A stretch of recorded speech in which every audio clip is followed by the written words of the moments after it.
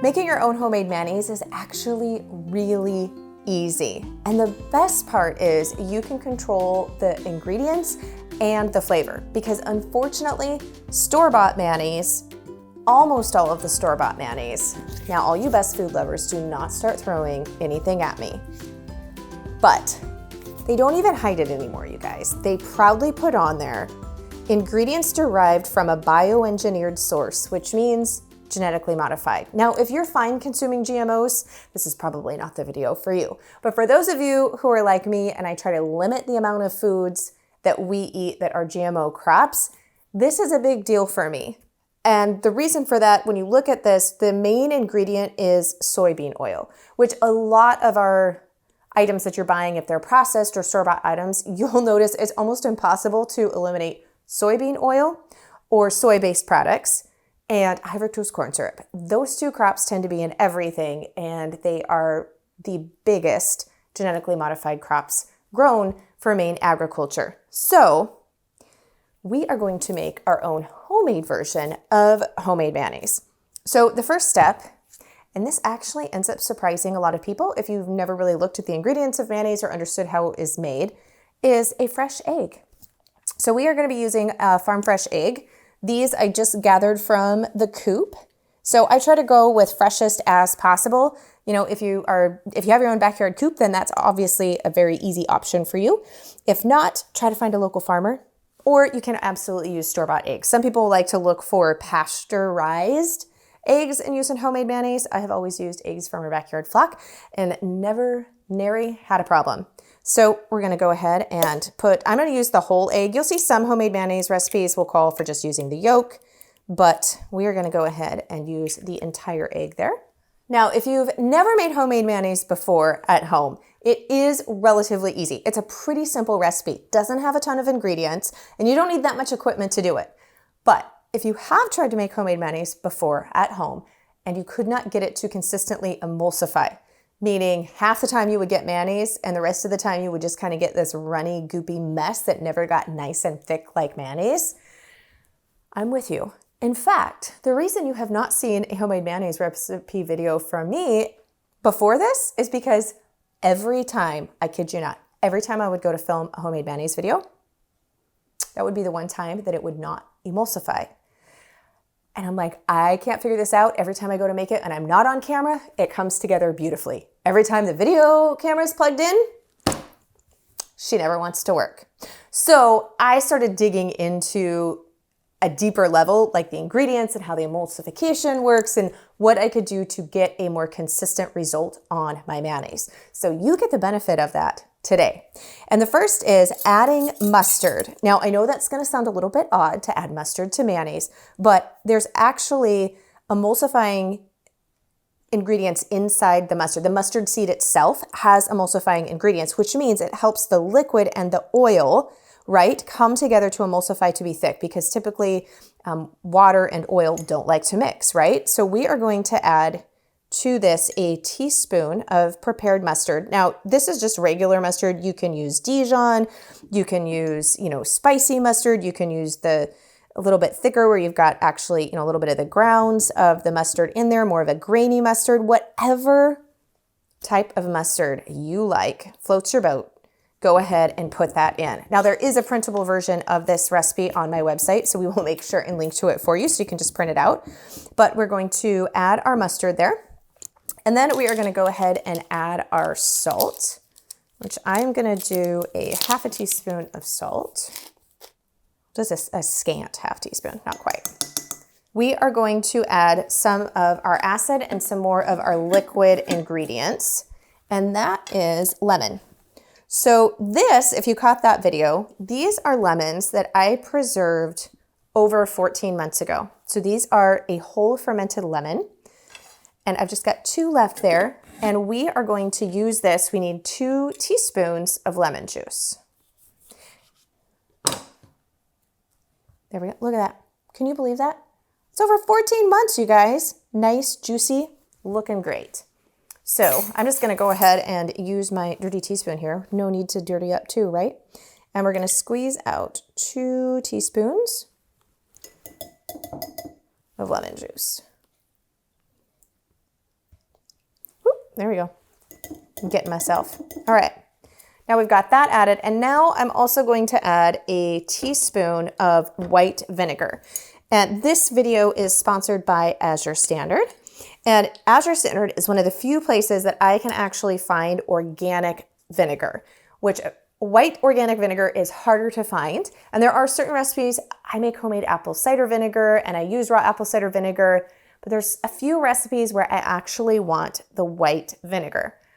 But typically, vinegar a lot of times is made from corn, and corn in the US, unless it's organic or certified non-GMO, you guessed it, is a genetically modified crop. So it's important to me if we are using white vinegar that we're consuming. I don't care quite as much for cleaning, but if we're consuming it, I wanna make sure that I'm using a white vinegar. So Azure Standard has been one of the only places that I can actually find organic white vinegar, and in bigger bottles. Sometimes I can find small bottles of it, but I don't know, homesteaders don't tend to do anything small, right?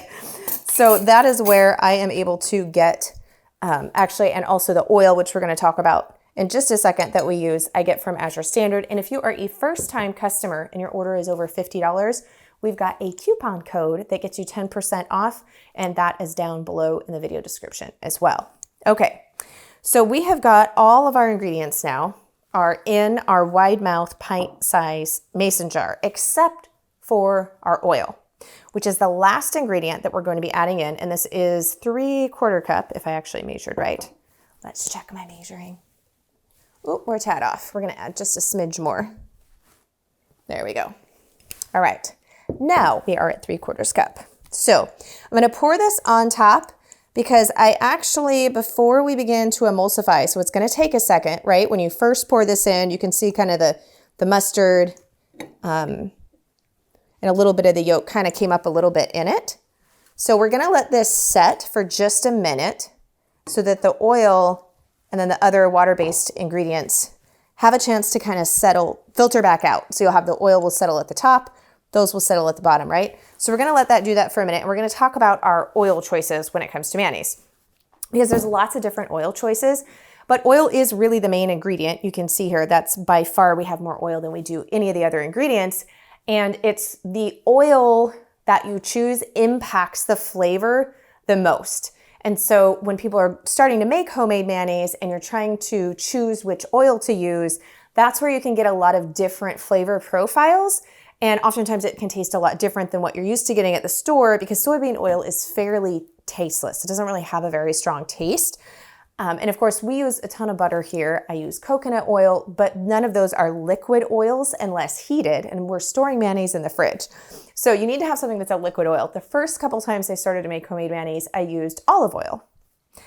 But olive oil has a pretty strong flavor. Now, if you like olive oil and you're using the mayonnaise in a lot of salad dressing base, that type of thing, sometimes that's preferable and people like that. I personally don't. I don't really like the flavor of olive oil coming through strongly in my mayonnaise or in my baked goods. So I tend to use olive oil more for vegetables and that type of thing. I don't use it when I'm baking or making homemade condiments. So avocado oil is another great choice. I just happen to have a sensitivity to avocado oil right now, and so I am trying to limit my consumption of avocado oil, but it is one that I have used in the past. Avocado oil is a great choice when it comes to oils. It's liquid, it's pretty flavorless, it doesn't have a strong flavor, and it can work really well. So the other oil that I am using right now and have been using is grapeseed oil. Now, I know in some circles you're hearing a lot of stuff about not using seed oils, that seed oils can cause a lot of inflammation, and seed oils are, I don't want to say getting a bad rap, because overconsumption of seed oils, a lot of that is true.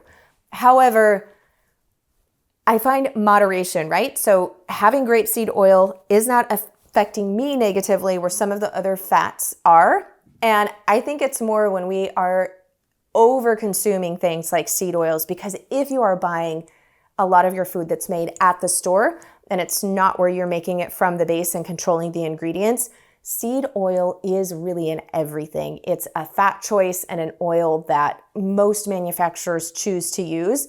And I tend to think that it's more when you are just overly consuming something beyond what we normally would have been consuming at a level, hundreds, thousands of years ago. So that's where I stand on that, because I know I will get some questions from you guys on, oh, you're using seed oil. I am. I'm using grapeseed oil. This is also from Azure. It is very light flavor, which is what we are after, and it's expeller pressed from Spain. Grapeseed oil. So that's what we're using. So I have found, now you can try and whip.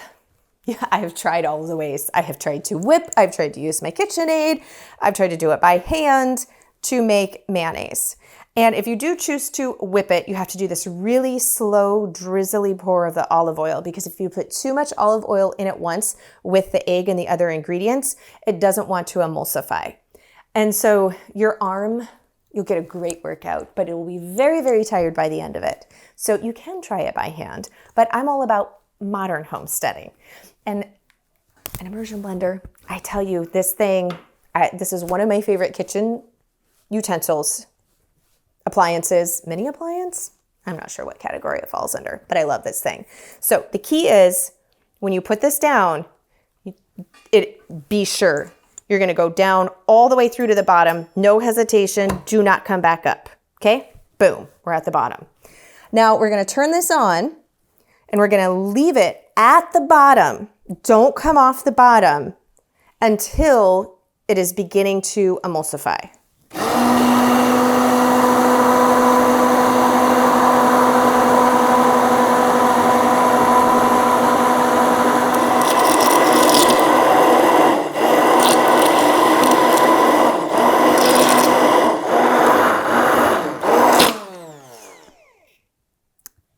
And then you slowly pull up and voila, we have homemade mayonnaise. I just want to show you, I'm going to try not to splatter this everywhere. So we'll just set this in our cup there. There we go. Maybe, maybe not. Haha. Look how nice and thick that is. That, my friends, is homemade mayonnaise that you can feel good about and tastes amazing and is good for you. And it's super easy. I mean, without me jabbering at you, that literally takes, what, 30 seconds? Super fast and easy to do. The key is you leave that immersion blender at the bottom until you start to see complete emulsion, and then you slowly bring it all the way up. Look at that.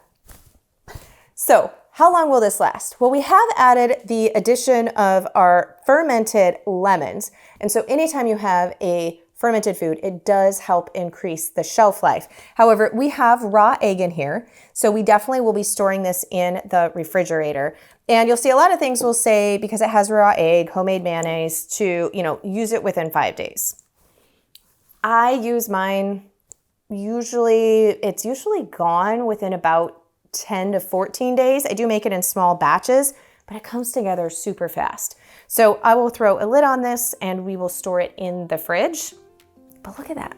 I mean, that is so easy to make.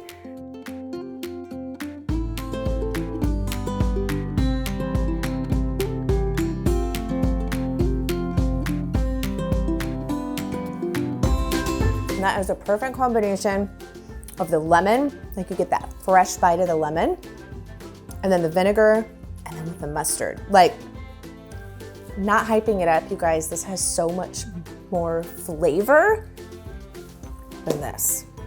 You won't go back.